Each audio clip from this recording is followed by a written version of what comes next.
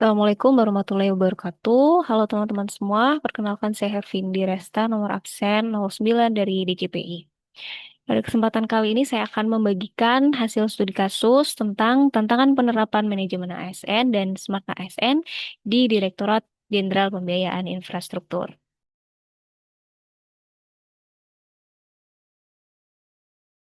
Dari identifikasi awal ada tiga masalah utama.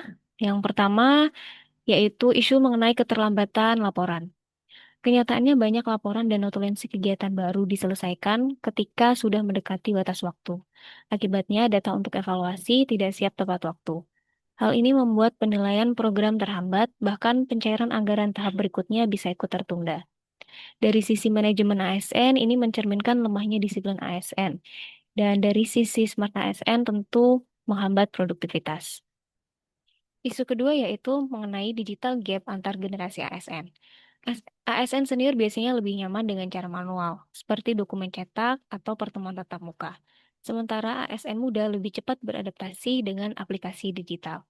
Perbedaan ini sering membuat kerja tim kurang lancar karena adaptasi teknologi tidak merata. Padahal literasi digital adalah kunci utama menjadi smart ASN. Isu ketiga yaitu tentang proses persetujuan dokumen yang panjang.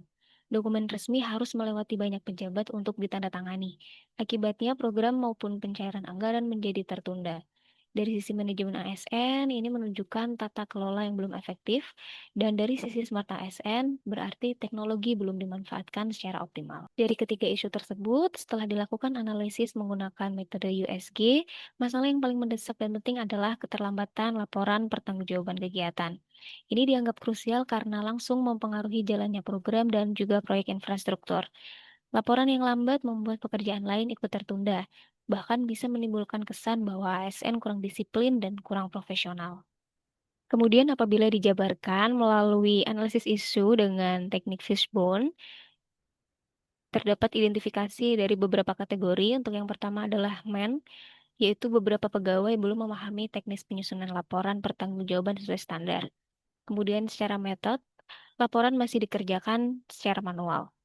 Secara material, membutuhkan waktu tambahan untuk menyesuaikan dengan standar pusat, dan dengan segi mesin, yaitu masih membutuhkan proses cetak, kemudian tanda tangan fisik, dan scan ulang, sehingga dapat memperlambat pengesahan. Lalu apa yang bisa dilakukan? Maka di sini saya menambahkan 4 rekomendasi resolusi terkait dengan permasalahan isu tersebut. Yang pertama yaitu mengadakan coaching dan mentoring dari atasan untuk ASN yang masih kesulitan menyusun laporan.